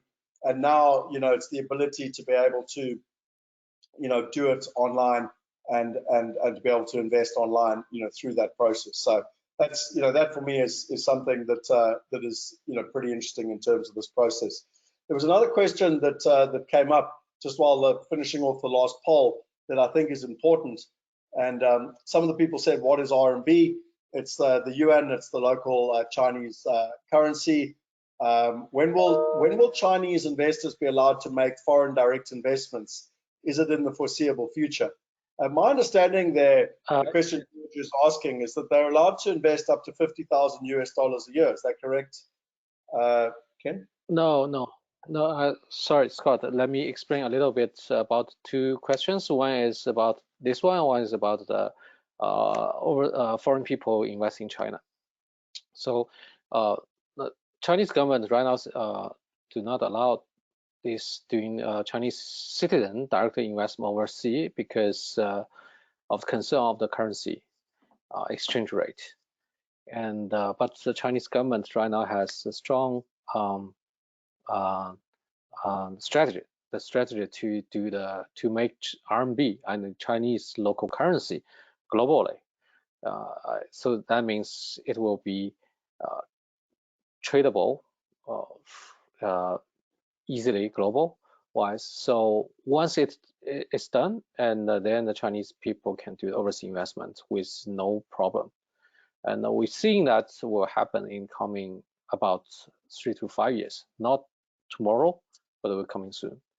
Because China right now is going to global, and it doesn't make sense if the currency not globalized. And also that's for this question. And for the foreign people doing investment in China, buying properties in China, I think that's if we treat it as a overseas investment on the real estate industry in China, property market in China, it's not just by an apartment or house. It's about more about really a real estate game, like the office tower or some development projects. I think there is some way to do that right now. It's not that easy. We're doing study too, but the Chinese government right now is open the capital market to global. I mean the China local capital market to global right now. So step by step, I'm seeing that probably next year it will have a better solution for the foreign people to do the overseas investment directly into China.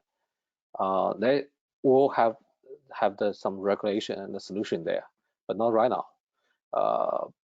But the good thing is we already have a team here. We always have some relationship here, and then already some people talking with us, seeing, if we can bring the global experience to the local, they are happy to work with us. So there is opportunity for us, but not right now at this moment. There's a quick question here. What is the equivalent in US dollars of what the average income is in China? I know, Hank, you had some slides there of the sort of the middle class, etc. Right. I think for the middle class, I think the average income is about they earn about on average of 1,200 a month, plus or minus, depends on the job. So I think entry level is about 900 a month or so here in Shanghai. So at the first tier city, they will earn a lot more because the cost of living will be higher.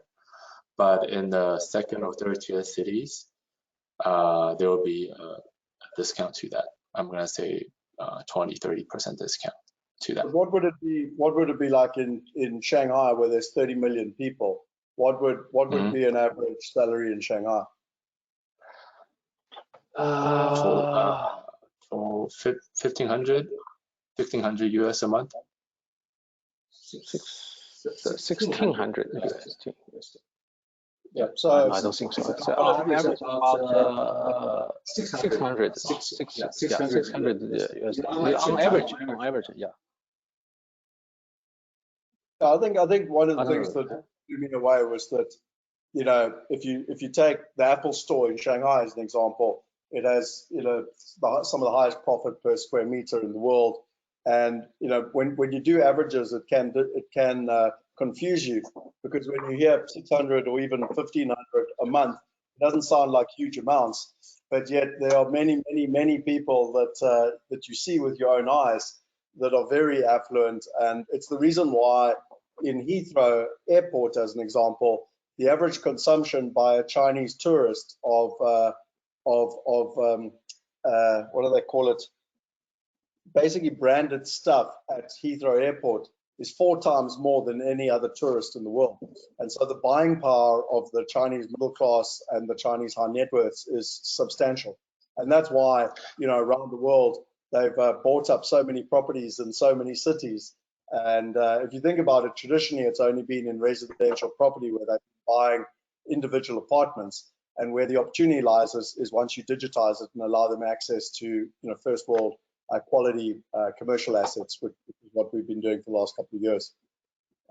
So that's Chinese people like to saving and do investments. So they not spend them all. So then you see that when they travel to other countries, they like to buy gifts, presents for their friend when they come back home. That's kind of culture. So that's why you see a lot of Chinese people do the overseas shopping and also investment.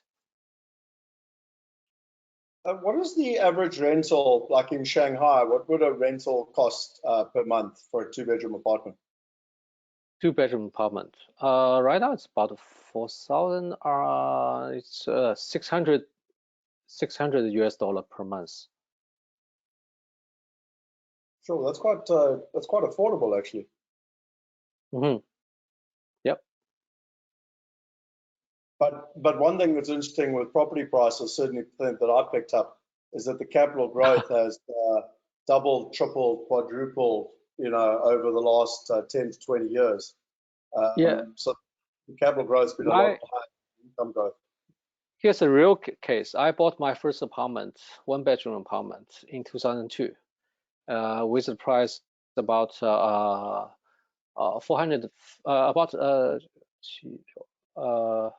60,000 US dollar, about 60,000 US dollar. And then in 2017, I sold it out with the price about about 1 million US dollar. Yeah, about 1 million US dollar. So you sold it for $1 million and you bought it for what was that, sorry? 60,000. Sure. That's not bad for what, 16, 17, 18 years. Yeah, 15 years, 15 years, and see the times, 50 times. So that's one of the reasons why, you know, I had to learn this as well, is that everyone in China that we spoke to spoke in capital growth. And it you know, it was a challenge to not talk just in capital growth, but in income and cash on cash returns, etc. Which is going to be interesting, particularly in terms of where the world is going now. One of the questions here, Ian was asking about the reports in Western media about ghost cities in China, you know, these cities that have been built but are unoccupied. Is there any truth in these comments? I think somewhere it happens, very few cases, because people moving to big city. See, the population in Shanghai about 20 years ago, it was about 15 million. Right now, the people living here is 30 million. So because people move from the small town, second-tier city, to this big giant city, so the small city, small town is showing that not a lot of people living there. Okay. I think there's a question from Patricia asking, you know, how do we determine the cost of living in China versus SA? And I think one of the greatest challenges, Patricia, and it's probably something that we South Africans understand more than anyone, is that when you look at averages, it really skews things, because on the one side you've got extreme wealth, and on the other side you've got, in South Africa, you've got extreme poverty. Whereas in China, you know, on the one side you've got extreme wealth, but you also got a massive population, and so when you divide it all out, the averages look lower. From my experience in the last 5 years, there's a hell of a lot more disposable income and capital in China than, I mean, that comes close compared to, you know, South Africa. You know, as I always say to people, in South Africa alone, there's about 1 million taxpayers who primarily drive, you know, the majority of the economy. And in Shanghai, there's 30 million people, and just in one city. And to put in perspective, and when I showed you those pictures that I took, they're all affluent, they're all shopping at literally the best brands, the Pradas of the world. They all own iPhones and the latest smartphones, etc. And that's why there's such an opportunity. The other thing that I think is really important, and just by the way, I mentioned the stats there with Chang Tao, 86% being female. On the webinar we did last night in South Africa, and so again, I think this is a trend worldwide, was that there's a huge increase in females wanting to get into investment and actually investing in assets and wanting to earn an income. It's happening in China, it's happening in India, it's happening in Africa, and that's a tremendously, quite frankly, at the moment, untapped market, but where there's a real need. And again, a digital online solution is what they're looking for, and community, which is what the partners are offering. But I think in terms of when we take, you ask about the cost of living. I know the first deal that we did when we went out to Chang Tao, and as I stand to be corrected, Hank, but there were 20 slots available of $10,000 each, and 21 slots were taken. As in all 20, to the first 20 people they sent it to took their slot, including the salesperson. So there were actually 21 people took it. And the reason being is that to be able to invest $10, $20, $30, $50,000 is really, a lot of people can do that and have not been given decent opportunities in the past. And so this is, provides unique opportunity. Now, I know I'm talking and not just providing stats, but it's because it's difficult to just look purely at stats versus the on-the-ground experience.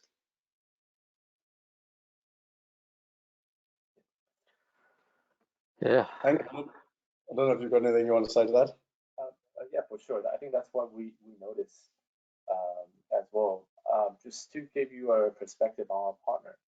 So they actually have, when we met them, they have about 3 million paid users for receiving these online education.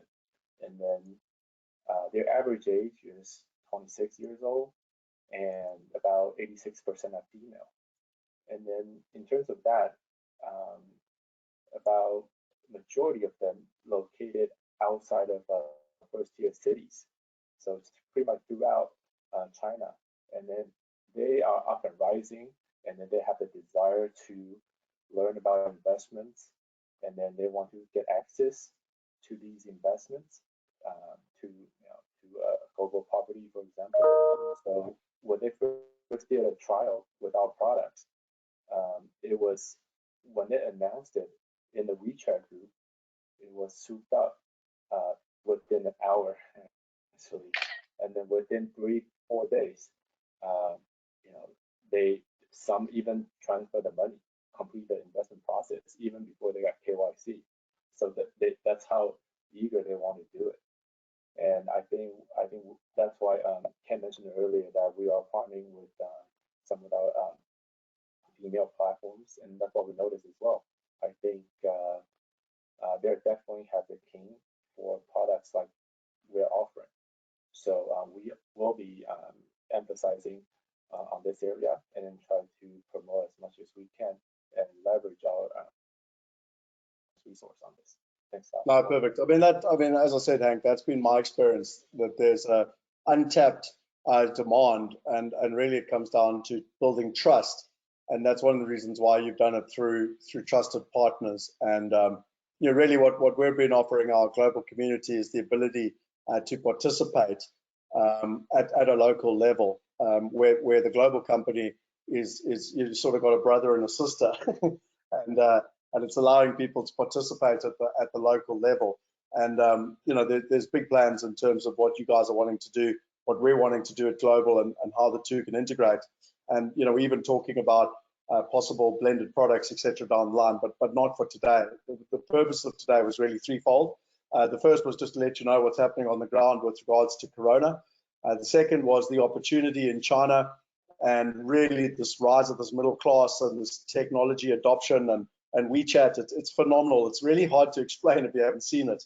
And the third was what the team is doing on the ground in terms of Wealth Migrate China. How they've how they've increased their equity in the last 12 months 5 times. They've increased their investors 6 times, and looking to double or triple that again this year, and really allowing people the opportunity to participate. It's not a big opportunity. It's only $102,000 available, but just letting people know. But I am conscious of everyone's time, including you guys, because it's 10 o'clock at night. And so I really wanted to thank you for all the preparation and energy and effort that you put in. If anyone does have any questions, reach out to any of the wealth partners, reach out to Lee, reach out to myself, to Eric and to George, and a few other people that reached out, where I just wrote back personally to you. Let's if you've got any questions, let us know.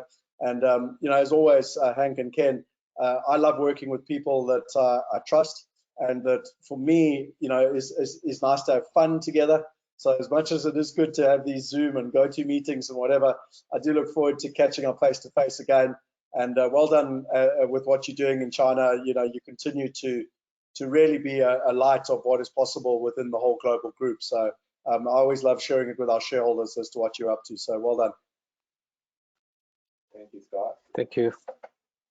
It's been quite a journey, and then we still a long way to go, that's for sure. Yeah. Excellent. Okay.